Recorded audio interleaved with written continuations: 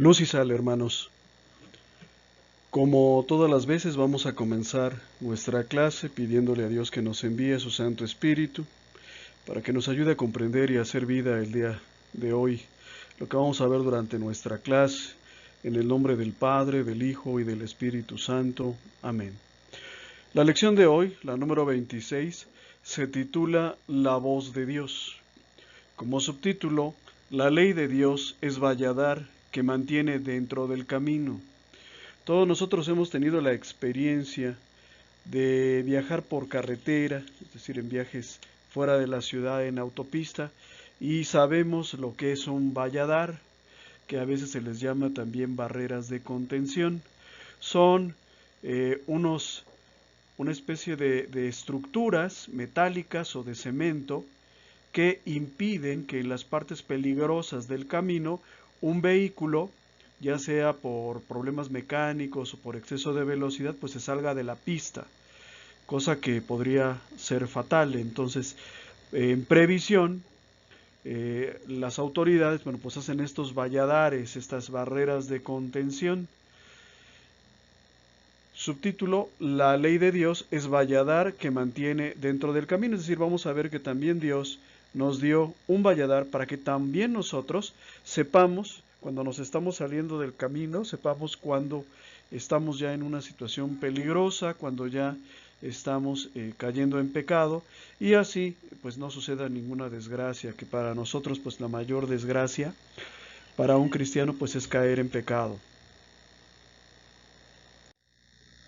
Como antecedentes, habíamos visto en las lecciones anteriores que la moral cuenta con elementos de juicio, ¿verdad?, que nos permite juzgar entre lo que es correcto e incorrecto, de advertencia, ¿verdad?, que nos dice antes de que suceda el acto que no debe de hacerse, de premio, cuando nos dice bien hecho, de sanción, cuando pues nos dice cuál es la pena, ¿verdad?, que corresponde a lo que hemos hecho, o simplemente la moral nos dice que hemos hecho mal. De remuneración, si es que lo que hemos hecho pues es también bueno, para que nosotros podamos, gracias a nuestra vida moral, llegar a nuestra meta final, que es la vida eterna. Esa es la remuneración máxima a la que nosotros aspiramos. Veíamos, por ejemplo, que en otras formas de moral, como la moral racional, la moral laica, que son la misma, pues la finalidad es simplemente que vivamos felices y que prosperemos en esta vida. En el caso de la moral cristiana, su objetivo es que entremos todos juntos al cielo. También habíamos visto en las lecciones pasadas que en nuestro caminar nos sirven de guías dos cosas, la ley natural y la conciencia, y que por medio de estas dos guías, la ley natural y la conciencia, podemos distinguir el bien y el mal, recibir el estímulo para avanzar, obtener aprobación o reprobación por lo realizado y finalmente recibir el premio o el castigo por el bien hecho o por el bien no hecho. Aquí me detengo un poco. Miren, el mundo no es cristiano. Por lo tanto, cuando nosotros decimos bueno, no todos estamos entendiendo la misma cosa. Hay muchas personas que dicen, yo soy bueno. ¿Por qué? Porque no hablo con nadie me meto y a nadie le hago daño. Y ciertamente, pues es muy positivo que a nadie le hagas daño.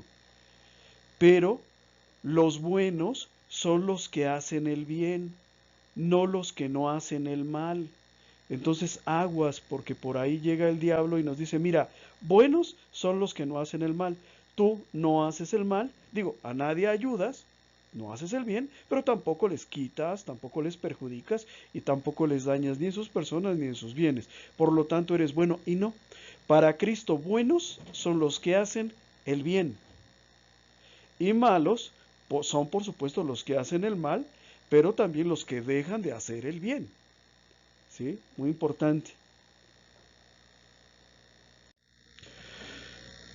Vamos a ver ahora qué es lo que sucede cuando el hombre se desvía a causa del pecado, no solamente del pecado original, sino de cualquier pecado. Nos dice la lección que mientras el hombre se mantuvo en su primitiva inocencia, recordemos que en el libro del Génesis nos dice que el hombre fue creado a imagen y semejanza de Dios y que vio Dios que todo era bueno. ¿Sí? Mientras el hombre se mantuvo en esa primitiva inocencia, inmediatamente después de la creación, para guiar la conducta del hombre fueron perfectamente suficientes la ley natural inscrita en su corazón y su conciencia. Pero al sobrevenir el pecado, la mente del hombre se obscureció y la voluntad se debilitó. La materia se rebeló contra el espíritu y las pasiones indómitas inclinaron el entendimiento y la intención al mal.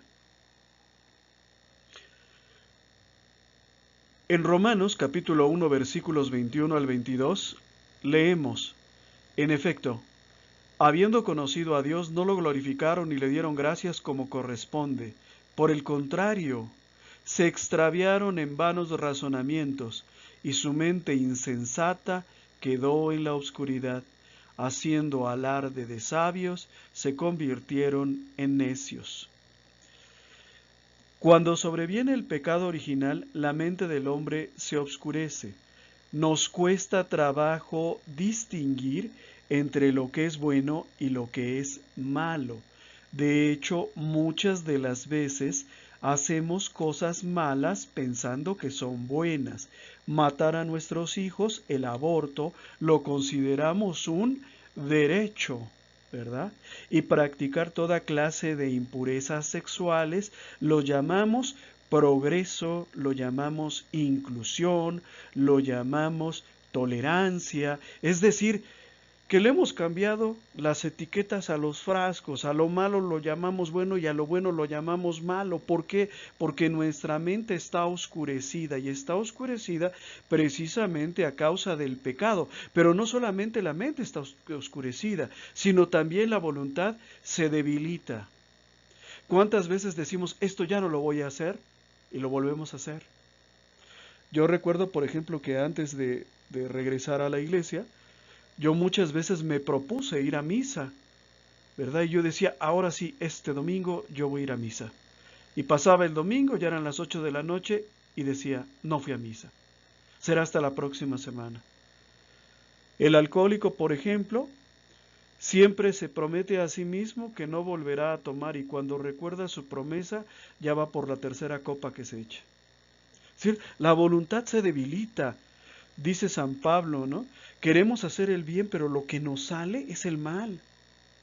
La materia también se rebela contra el espíritu. Nuestro cuerpo se rebela contra nuestra alma. Yo admiro mucho a esos hermanos que comienzan su clase de pastoral a las 8 de la mañana, porque a las 8 de la mañana la carne nos dice, hace frío, no he desayunado, mira, está hasta lloviendo.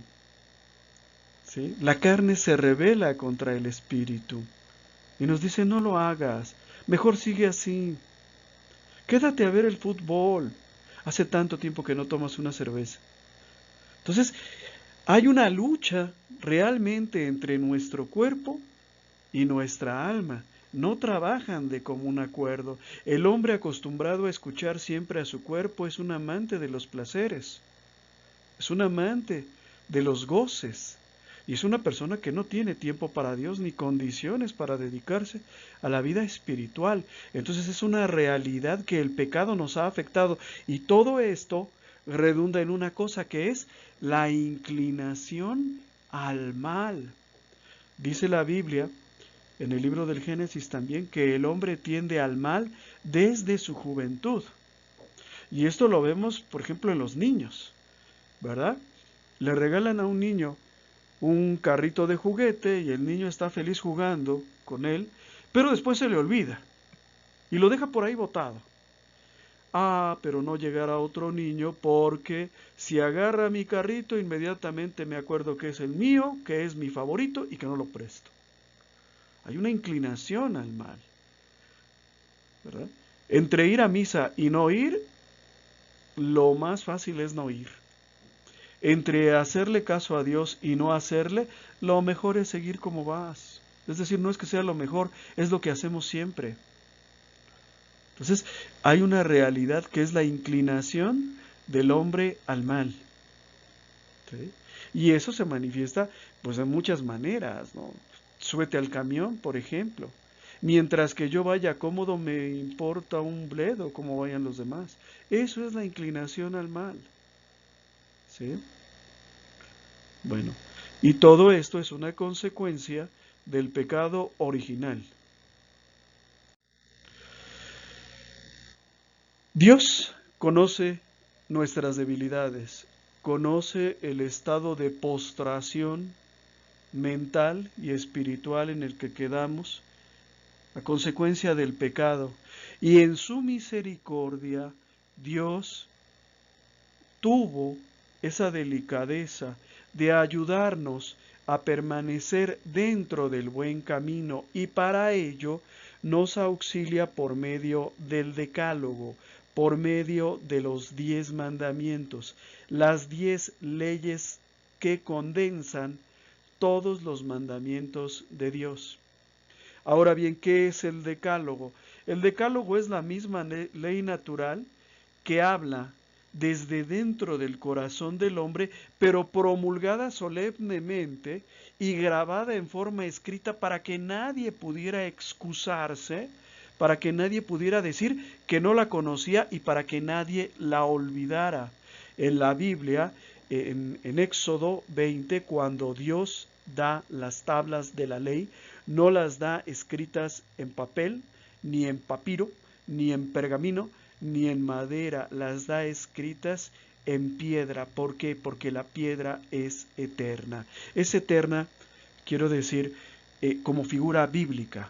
Como figura bíblica vamos a encontrarnos varios pasajes bíblicos en los que el pueblo de Dios levantaba estelas o hacía montones de piedra para recordar un acontecimiento. Y uno dice, ¿por qué piedras? Pues porque para ellos es eterna y vive mucho más que nosotros, eso con seguridad. Entonces, las leyes de Dios se graban en piedra para que su recuerdo sea imborrable y de tal manera que pudieran ser una ayuda eficaz para que el hombre se mantenga dentro de los límites de la moral hasta la plenitud de los tiempos, es decir, hasta que llegue nuestro Señor Jesucristo a explicarnos y a cumplir plenamente las disposiciones de la ley. ¿Sí? Ahora que el decálogo es la misma ley natural, pues eso es evidente. No de otra manera se explicaría que tantos pueblos y culturas tuvieran leyes morales más o menos parecidas, pues porque es lo mismo, es lo que está en el corazón del hombre. Solo que el decálogo es esa misma ley puesta por escrito. ¿Quién la puso por escrito? Dios. ¿Y a quién se la dio? A Moisés, el profeta más grande del Antiguo Testamento. Esta ley no es una ley para una persona, no es ley para un individuo, no es para que el que la escuchó la cumpla, sino es ley para todo un pueblo, para el pueblo de Dios. Nos dice la lección, si la ley natural fue grabada por Dios en el corazón de cada hombre, el decálogo, en cambio, es el decreto formal de la misma ley, pero que se promulga para todo un pueblo.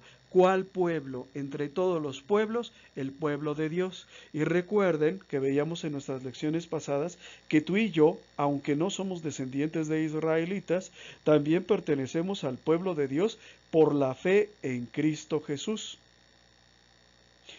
En el libro del Éxodo capítulo 19, ¿verdad? Se dice lo siguiente: Moisés subió a encontrarse con Dios. El Señor lo llamó desde la montaña y le dijo, habla en estos términos a la casa de Jacob y anuncia este mensaje a los israelitas. Ustedes han visto cómo traté a Egipto y cómo los conduje sobre alas de águila y los traje hasta mí. Ahora, si escuchan mi voz y observan mi alianza, serán mi propiedad exclusiva entre todos los pueblos, porque toda la tierra me pertenece. Ustedes serán para mí un reino de sacerdotes y una nación que me está consagrada. Estas son las palabras que transmitirás a los israelitas. El pueblo respondió unánimemente, estamos decididos a poner en práctica todo lo que ha dicho el Señor. Y Moisés comunicó al Señor la respuesta del pueblo. Entonces vamos por partes. ¿Quién sube a encontrarse con Dios? Moisés. Y el Señor le da un mensaje, pero que no es nada más para él, sino para todos nosotros. Y le dice, habla a la casa de Jacob y les vas a decir lo siguiente. Y comienza a hablarles, pero ya no en singular, sino en plural. Ustedes han visto cómo los conduje, cómo los traje. Si escuchan mi voz, si observan, no si observan, sino si observan mi alianza, serán mi propiedad. Ustedes serán, ¿sí? Estas palabras son para que los transmitan a los israelitas y es el pueblo el que responde unánimemente en sentido positivo. Estamos decididos a poner en práctica todo lo que ha dicho el Señor, de manera tal que ni tú ni yo podemos decir, ¿verdad?, que lo que Dios le transmitió a Moisés como un mandamiento, pues solo sea obligación de Moisés respetarlo porque a él le dijeron, ¿verdad? En realidad se lo dijeron a él, pero para que nos lo comunicara a nosotros.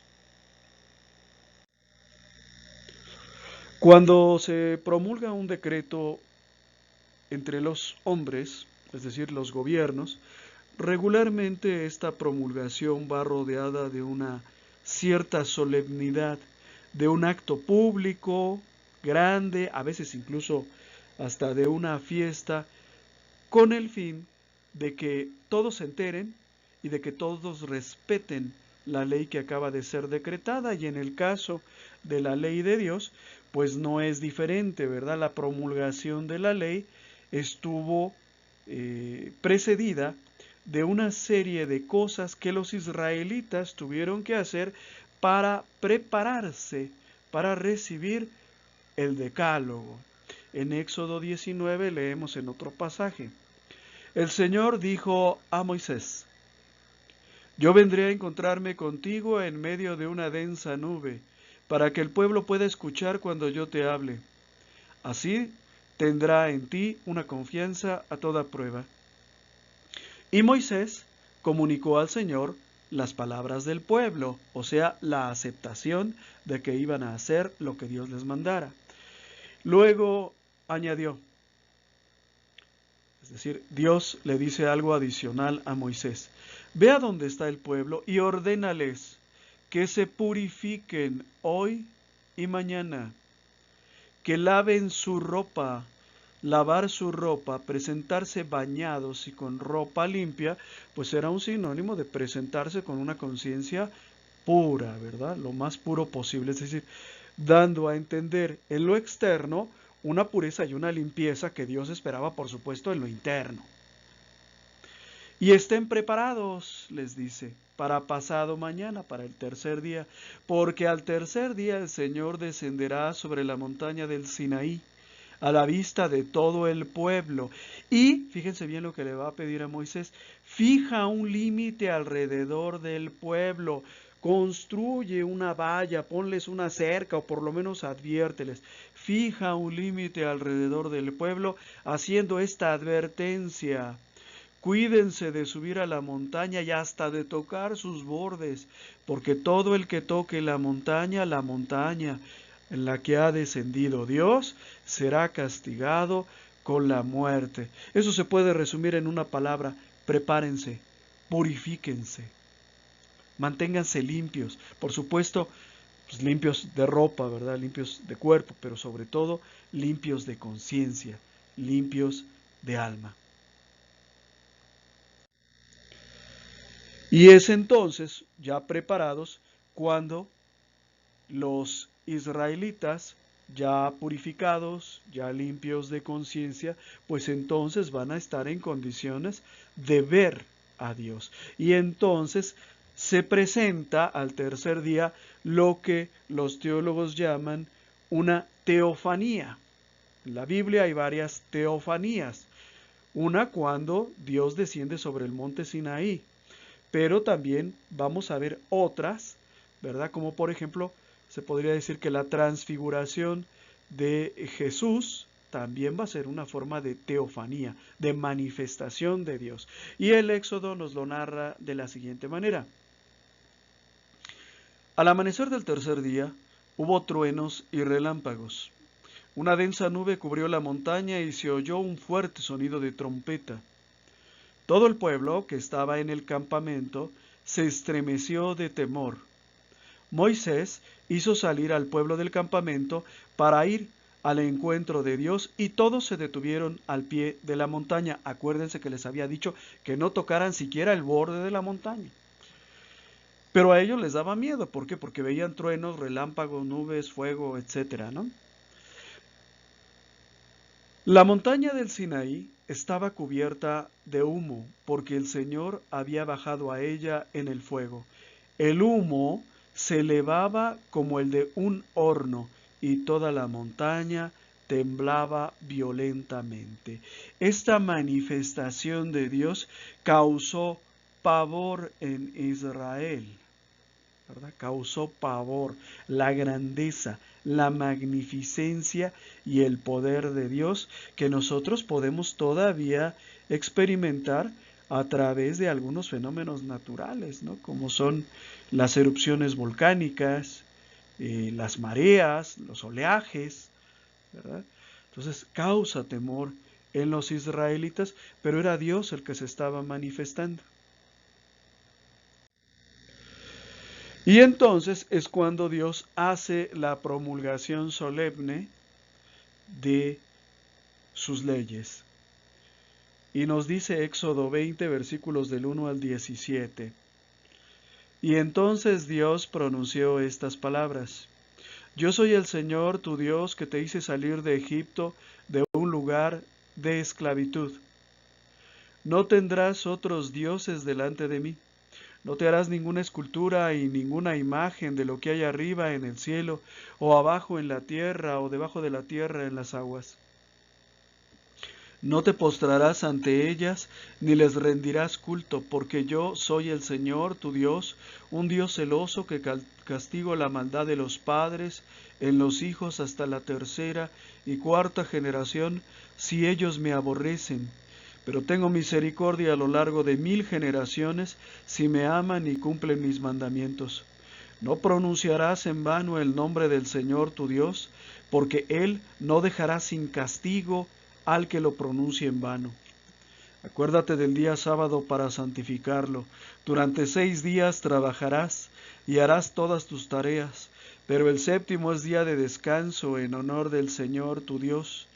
En él no harán ningún trabajo, ni tú, ni tu hijo, ni tu hija, ni tu esclavo, ni tu esclava, ni tus animales, ni el extranjero que reside en tus ciudades. Porque en 6 días el Señor hizo el cielo, la tierra y el mar, y todo lo que hay en ellos, pero el séptimo día descansó.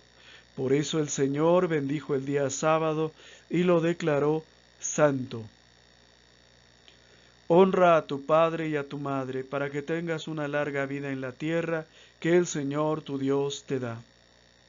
No matarás, no cometerás adulterio, no robarás, no darás falso testimonio contra tu prójimo, no codiciarás la casa de tu prójimo, no codiciarás la mujer de tu prójimo, ni su esclavo, ni su esclava, ni su buey, ni su asno, ni ninguna otra cosa que le pertenezca. Hasta aquí el decálogo, ¿verdad? Y estas 10 leyes reúnen todo lo necesario todo lo que la persona necesita para vivir feliz. Y no solamente la persona, sino también la sociedad. Estos mandamientos van a ser objeto de estudio pormenorizado en las próximas lecciones.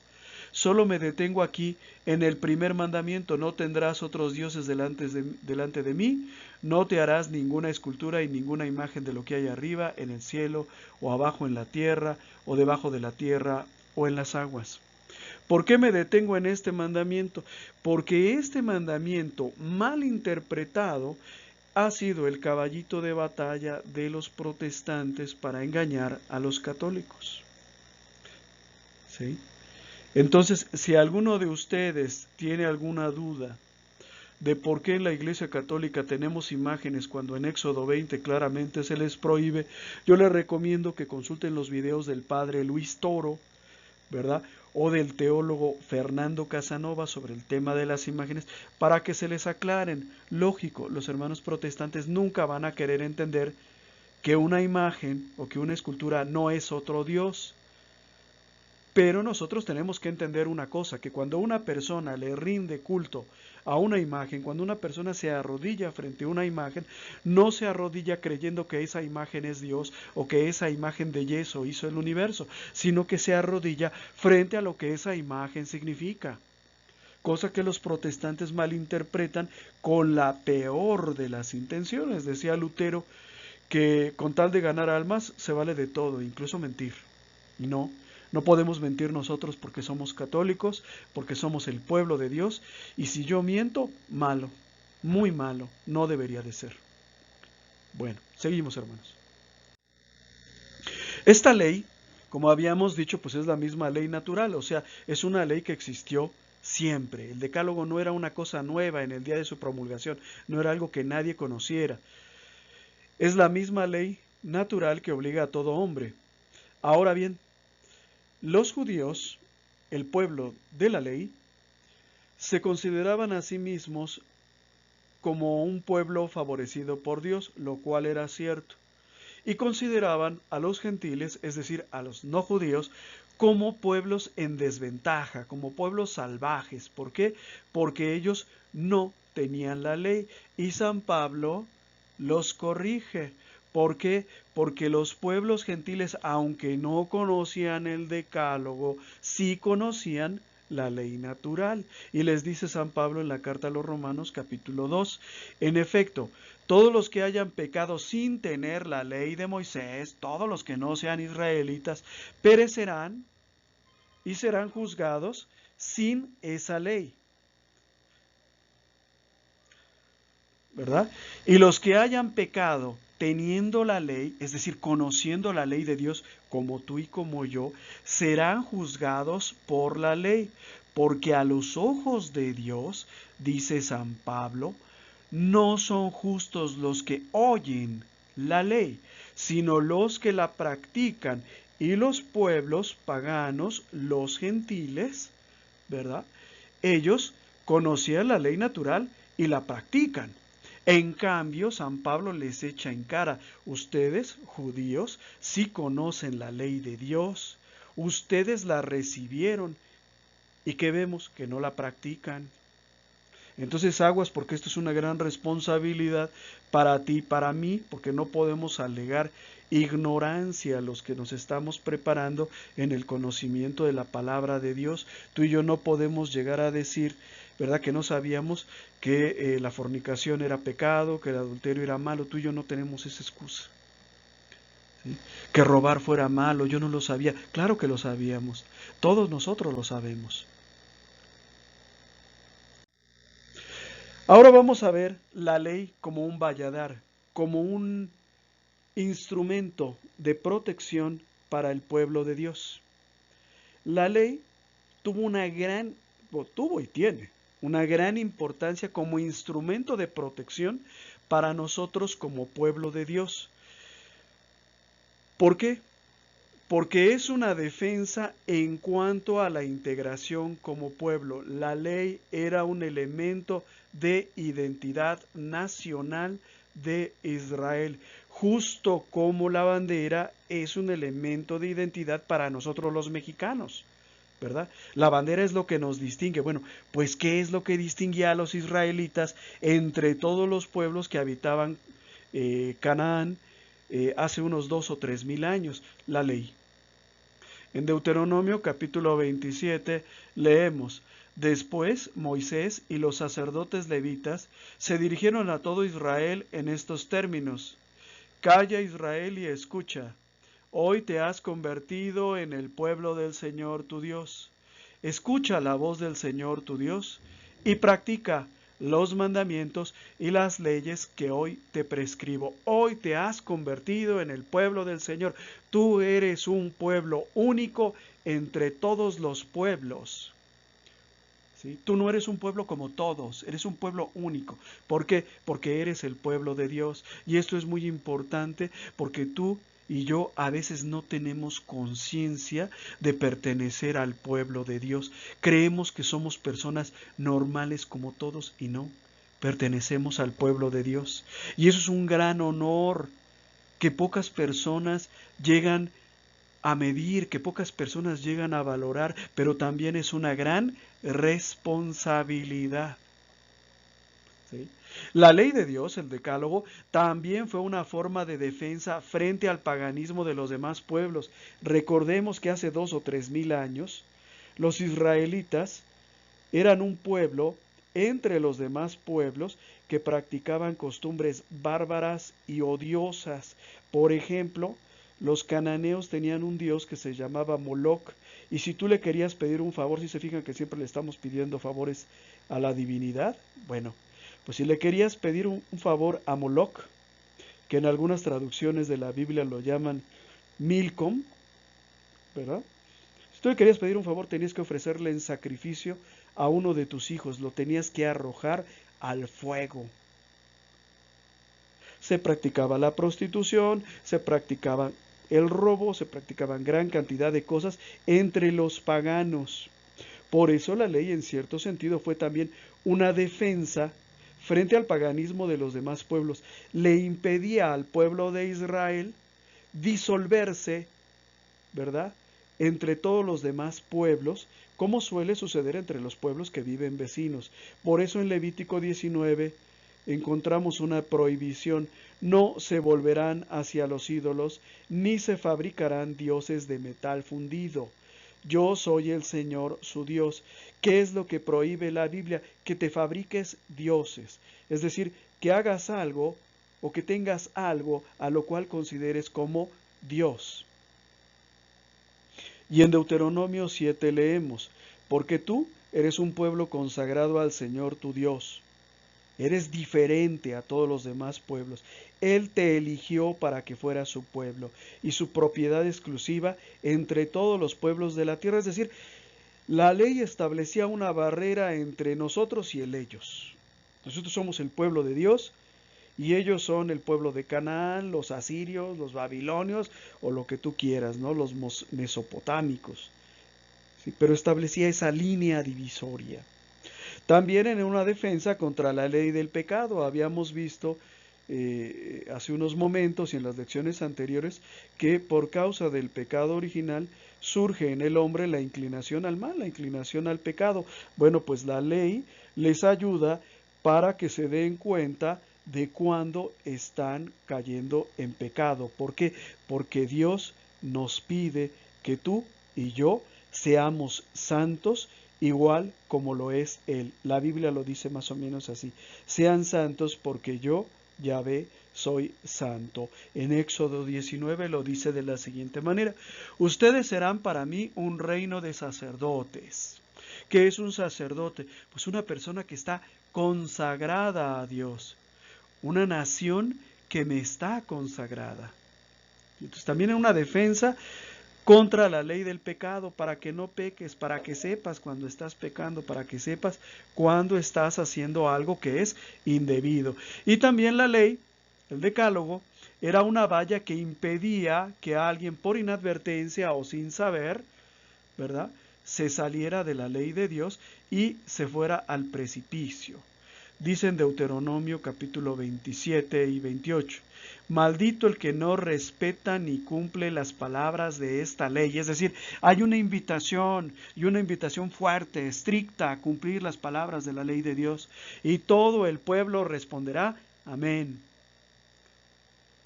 El Señor hará de ti su pueblo santo, no solamente su pueblo, sino santo. Y porque el pueblo es santo, es pueblo de Dios, y es pueblo de Dios porque es santo, como te lo juró.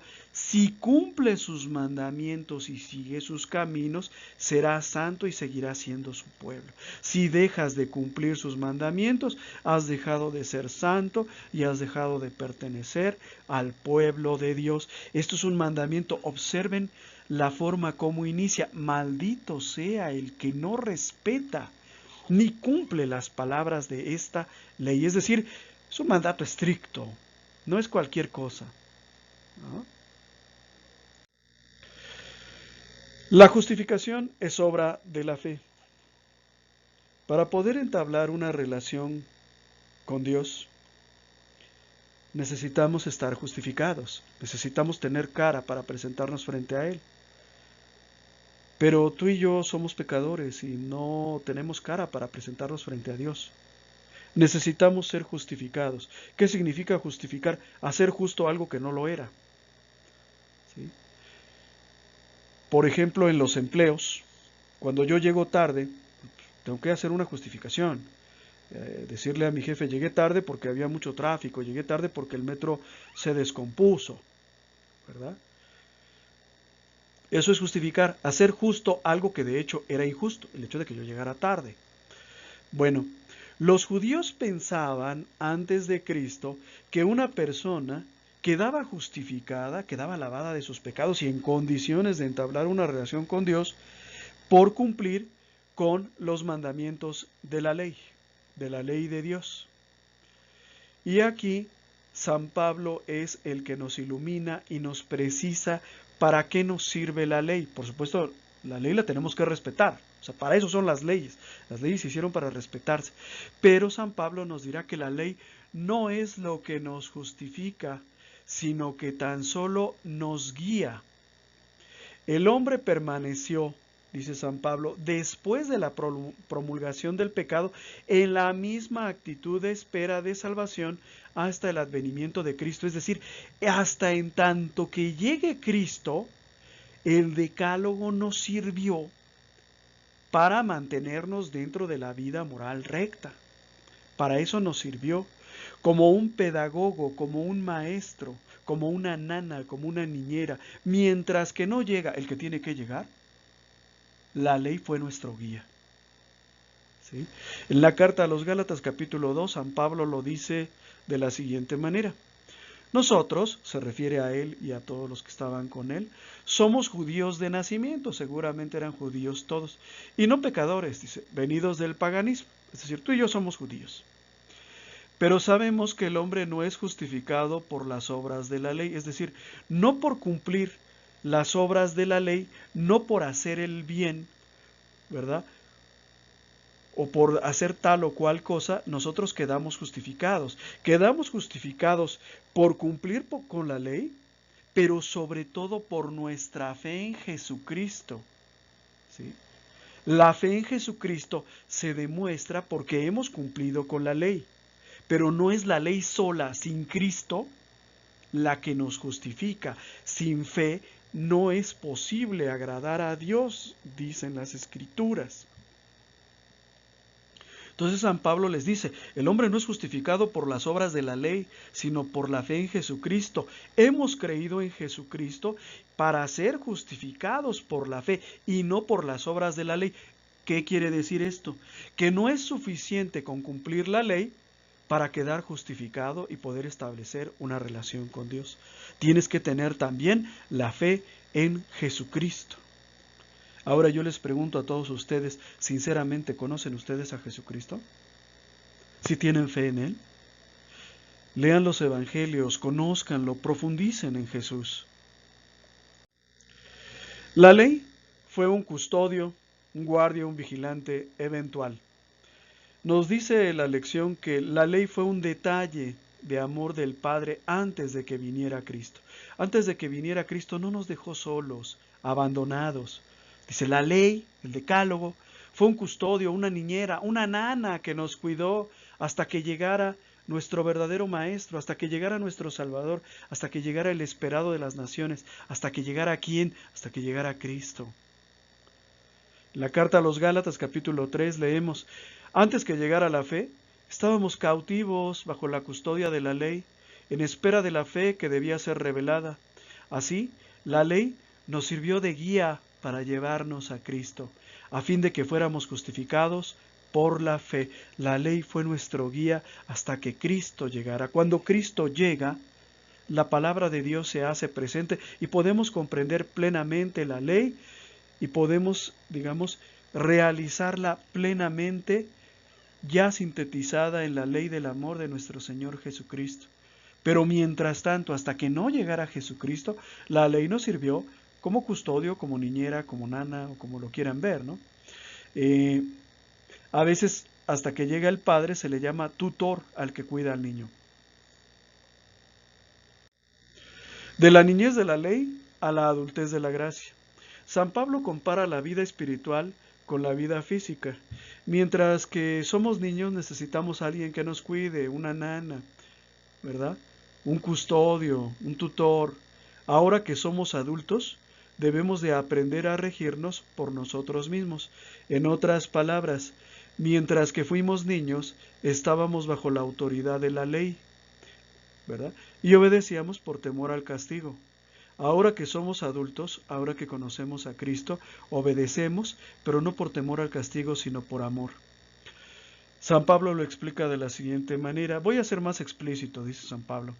El heredero, con ser rico, mientras es menor de edad, aunque sea propietario de todos sus bienes, en nada se diferencia de un esclavo, tiene que obedecerle a otro. En efecto, hasta la edad fijada por su padre está bajo la dependencia de sus tutores y administradores. Así también nosotros, cuando éramos menores de edad, cuando no conocíamos a Cristo, estábamos sometidos a los elementos del mundo. Pero cuando se cumplió el tiempo establecido, Dios envió a su Hijo, nacido de una mujer y sujeto a la ley, para redimir a los que estábamos sometidos a la ley y hacernos hijos adoptivos. Es decir, Jesús, ¿verdad?, nos libera de la tutela de la ley y nos da algo que no es que sea diferente, sino que es mejor que la ley. Y vamos a ver qué es. Hemos pasado de la esclavitud del temor a la libertad del amor. El esclavo, el trabajador, obedece por temor al castigo. Eso lo vemos en cualquier parte, ¿verdad? En los trabajos, las personas obedecen las instrucciones que les dan sus superiores porque tienen miedo a las represalias, a los despidos, a los descuentos, a los recortes de personal. El esclavo obedece por temor al castigo, pero nosotros, los libres, los cristianos, los que conocemos a Cristo, obedecemos también por amor a Dios, porque sabemos que Dios es bueno y que Dios nos ama, y que por lo tanto cuando nosotros pecamos somos dignos de castigo, pero sobre todo debemos de aprender a sentir vergüenza por las cosas malas que hacemos. Vivimos en una época en la que hacemos cosas malas y ya no nos da vergüenza. Decía el padre Santiago Martín, ustedes pueden encontrar sus homilías en internet, decía, hace unos 50 años cuando un hombre era adúltero, ¿verdad?, trataba de ocultarlo, que su mujer nunca se enterase que andaba con otra. Ahora no, dice, ahora nos tomamos una fotografía y la subimos a las redes sociales. Ya no nos da vergüenza, ya no sentimos temor. San Pablo en la carta a los Gálatas lo dice de la siguiente manera: y la prueba de que ustedes son hijos es que Dios infundió en nuestros corazones el Espíritu Santo, el Espíritu de su Hijo, que clama a Dios llamándolo Abba, es decir, Padre, papá, papito, papacito. Así ya no eres más esclavo, ahora eres hijo y por lo tanto heredero por la gracia de Dios. ¿Sí? Déjenme explicarles una cosa. En las épocas de Cristo se le llamaba hijos a los hijos del dueño, a los herederos. ¿Sí? El esclavo era esclavo y el hijo de esclavos también era esclavo. ¿Ok? Por eso dice aquí San Pablo, ustedes han tenido el honor, han sido elevados, ya no son esclavos, ahora son hijos. Y se los voy a demostrar, decía San Pablo, ustedes son hijos de Dios porque han recibido el Espíritu de Cristo, el Espíritu Santo. Y ese Espíritu es el que hace que ustedes busquen las cosas de Dios, es el que hace que surja en ustedes esa inclinación por las cosas de Dios, que llamen a Dios papito, papacito, con cariño. Si ustedes ya no son esclavos, ahora son hijos. Y si son hijos, también ustedes son herederos. No porque sean hijos naturales de Dios, sino por la gracia de Dios. Porque Dios les ha regalado el poder ser sus hijos. ¿Qué relación? Fíjense qué importante, hermanos. Para los musulmanes Dios es grande y misericordioso. Pero para nosotros, los cristianos, Dios es grande, misericordioso, pero más allá. Es nuestro Padre que nos ama. Y nosotros nos consideramos sus hijos. Entonces, ya no obedecemos por el castigo al infierno, por el castigo a la lapidación, sino que obedecemos en plena libertad porque nosotros queremos obedecerle a Dios. Y lo hacemos por amor. Ahora bien, los que hemos creído en Jesús, nos hemos liberado ya de la ley. San Pablo en la carta a los Gálatas capítulo 3 nos dice, así, la ley nos sirvió de guía para llevarnos a Cristo, a fin de que fuéramos justificados por la fe. Y ahora que ha llegado la fe, no necesitamos más de un guía. Porque ustedes, todos ustedes son hijos de Dios por la fe en Cristo Jesús, ya que todos ustedes fueron bautizados en Cristo y por lo tanto han sido revestidos de Cristo. Esto, hermanos, significa, nosotros somos libres, ¿verdad? Libres de la ley, en el sentido de que, pues, no estamos circunscritos a un cumplimiento estricto de la ley como lo hacían en el Antiguo Testamento. En las épocas de Jesús, los judíos tenían, por supuesto, este decálogo, pero no era toda la ley, ¿verdad? Había más de 500 preceptos que los judíos tenían que cumplir y era verdaderamente pesado.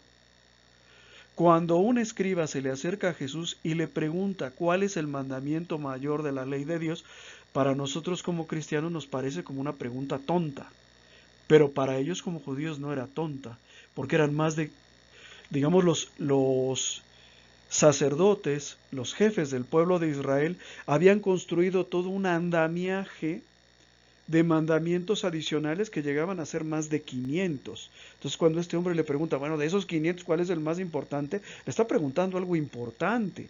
Nosotros ya no tenemos por qué cumplir con esos 500 o 600 mandamientos de la ley mosaica o de la ley de Israel. ¿Sí? Hemos sido liberados de esa carga. No podías.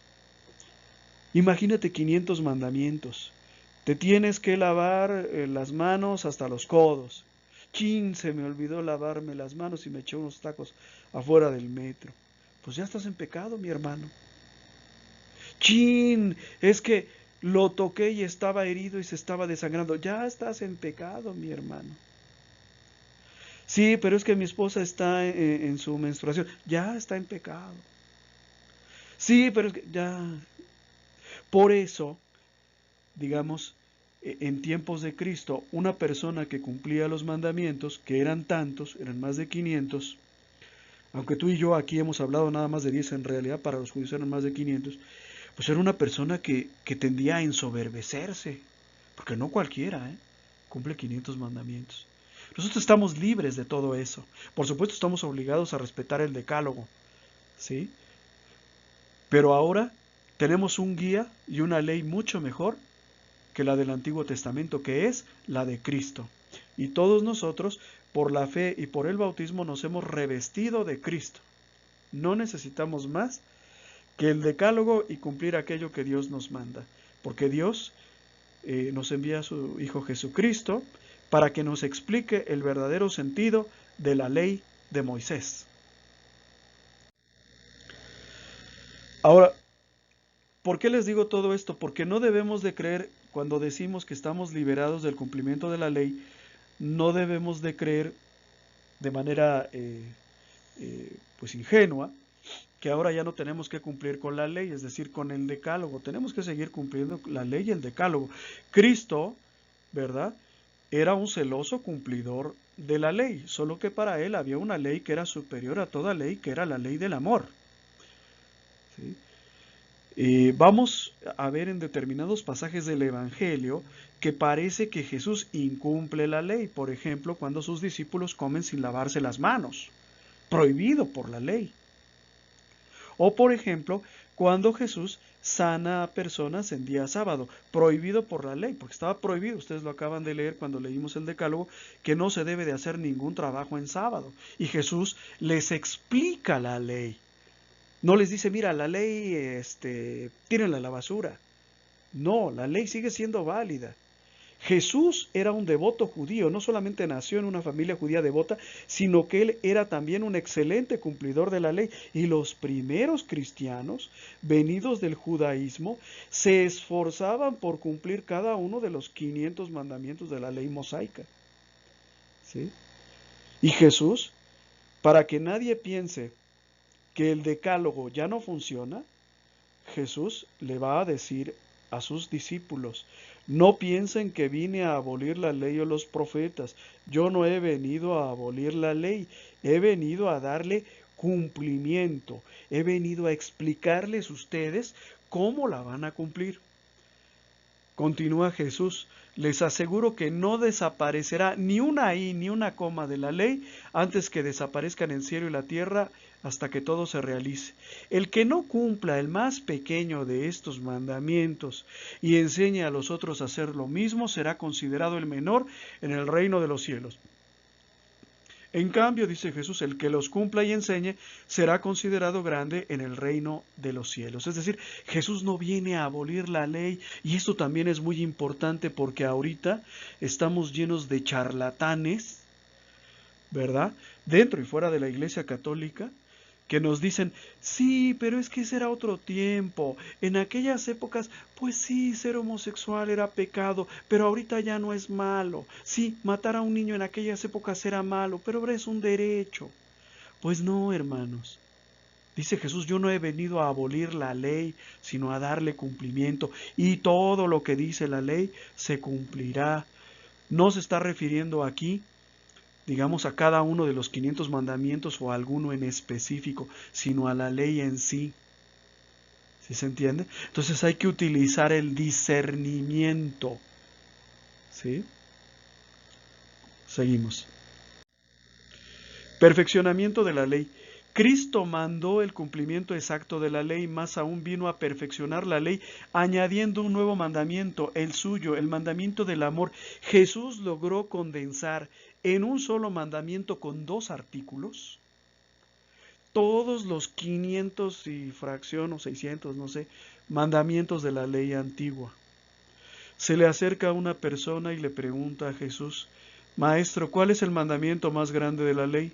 Jesús le respondió: amarás al Señor tu Dios con todo tu corazón, con toda tu alma y con todo tu espíritu. Este es el más grande y el primer mandamiento. El segundo es semejante al primero: amarás a tu prójimo. ¿En qué medida? Como a ti mismo. De estos 2 mandamientos, dice Jesús, penden toda la ley y los profetas. Este es el resumen, facilito.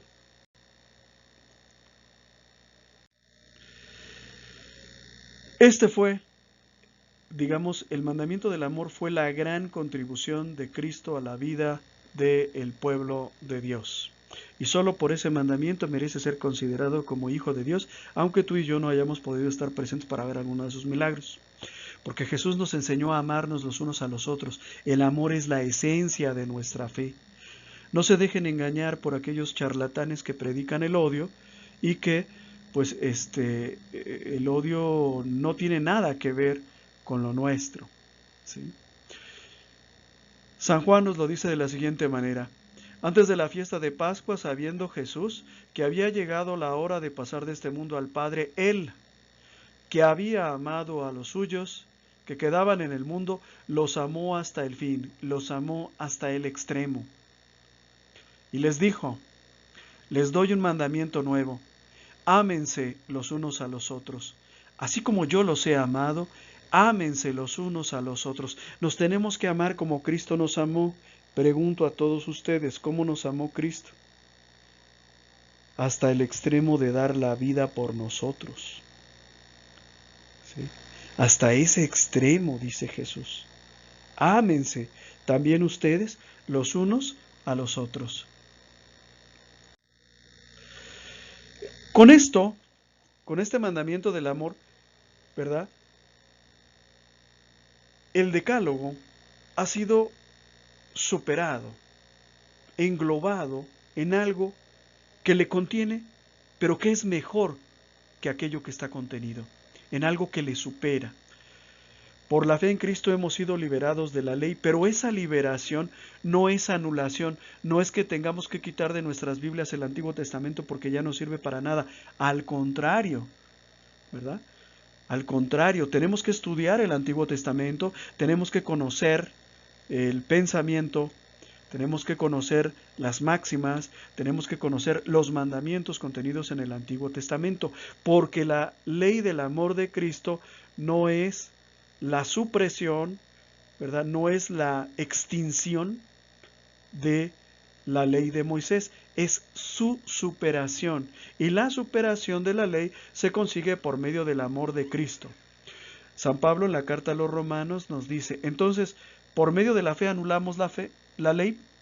Ni pensarlo, dice San Pablo, por el contrario, la confirmamos. La ley del amor de Cristo contiene la ley de Moisés y más. ¿Sí? Por eso San Pablo, no estamos anulando la ley, la estamos confirmando, la estamos superando.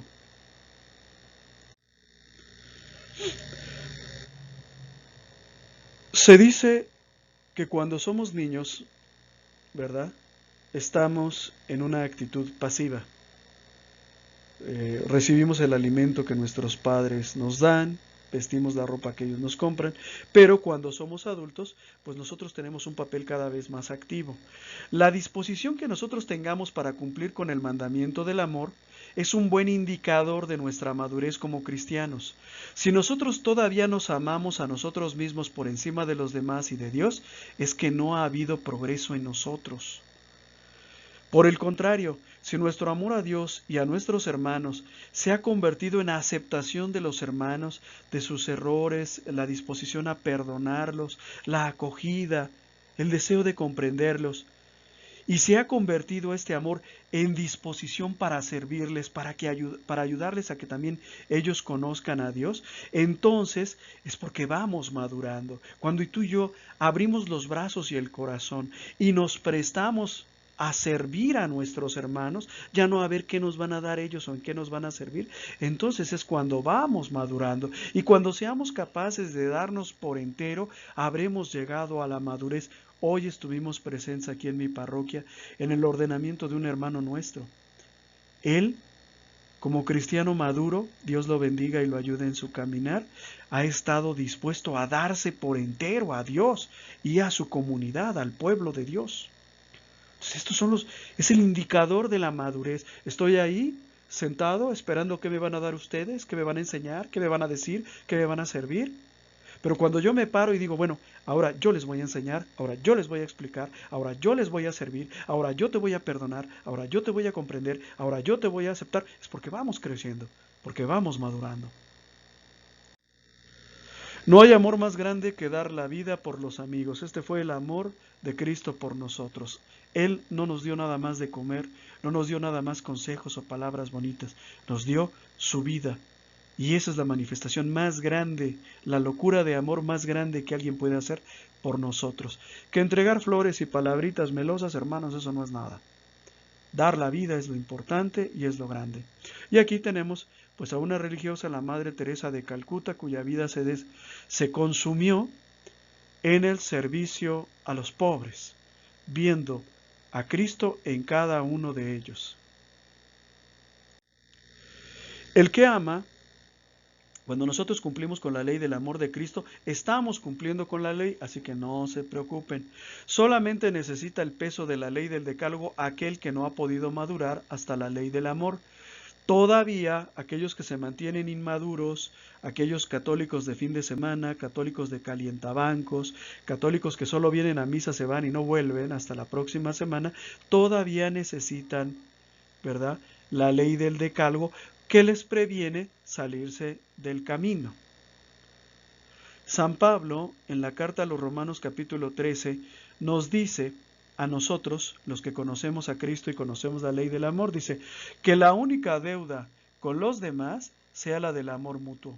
El que ama, dice San Pablo, el que ama al prójimo ya cumplió toda la ley, porque los mandamientos, no cometerás adulterio, no matarás, no robarás, No codiciarás, y cualquier otro se resumen en este: amarás a tu prójimo como a ti mismo. El amor no hace el mal al prójimo, por lo tanto el amor es la plenitud de la ley. Por eso, aunque, digamos, Jesús sigue diciendo que la ley es importante y que debe de cumplirse, tú y yo no estamos estudiando los 500 o 600 mandamientos de la ley de Israel, ¿verdad? Porque nos basta con cumplir plenamente el mandamiento del amor para cumplir con toda la ley. El que ama a su prójimo no lo va a matar, no lo va a robar, ¿verdad? No va a ser adúltero, ¿sí? Entonces, amar es cumplir con la ley también. Reflexiones personales. ¿Has tenido presente el cumplimiento del decálogo en tu vida? Ponte a revisar el decálogo nuevamente y ve en qué estás fallando. A lo mejor en algo has estado mal. Mucha gente, por ejemplo, frecuentemente en mis catequesis me dice: es que yo no sabía que no ir a misa fuera pecado. Pues claro que es pecado, porque tienes algo más grande que Dios, y nada puede ser más grande que Dios, excepto el amor. Es el único caso en el que se te permite faltar a misa.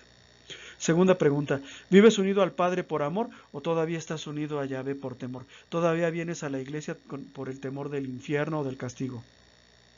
¿O obedeces a Dios por amor? ¿Cómo se desarrolla el amor de Dios entre ti y tus hermanos? ¿Has aprendido a amar a tus hermanos? ¿Has aprendido a perdonarlos? ¿Has aprendido a pasar por alto sus ofensas, sus imprudencias? ¿O todavía eres rencoroso y vengativo? ¿O todavía te la pasas buscando una excusa para no amar a tu prójimo? Y última pregunta: ¿podrás entregarte? ¿Serás ya capaz de dar un servicio? ¿O prefieres todavía que te sigan sirviendo? ¿Qué vas a hacer cuando termine este curso de escuela de pastoral? ¿Vas a ver qué más tienen para darte o te vas a lanzar tú también a compartir lo que has aprendido con tus hermanos? Resolución. Nos ponemos todos de pie y decimos fuerte y claro al mismo tiempo: Señor Jesús, que me diste ejemplo de ser libre mientras se sirve, se padece y se muere. Ayúdame a liberarme de las conveniencias y de las máximas del mundo para asemejarme a ti. Muchas gracias, hermanos. Dios los bendiga. Nos vemos la próxima semana.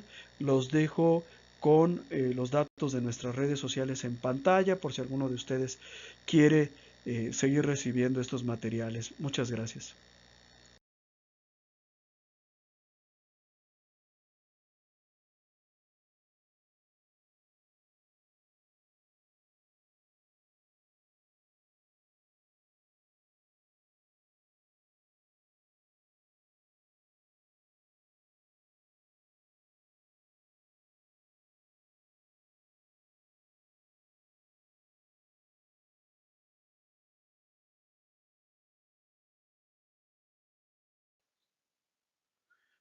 Muchas gracias por tu atención. Esperamos que este video haya sido de tu agrado.